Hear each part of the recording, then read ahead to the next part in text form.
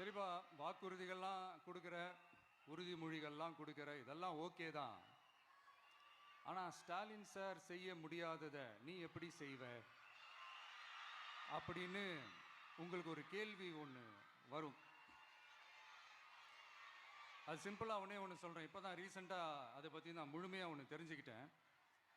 நம்ம மாநிலத்துக்கான மொத்த பட்ஜெட் வந்து 4.39 லட்ச கோடிகள். அதில் 30%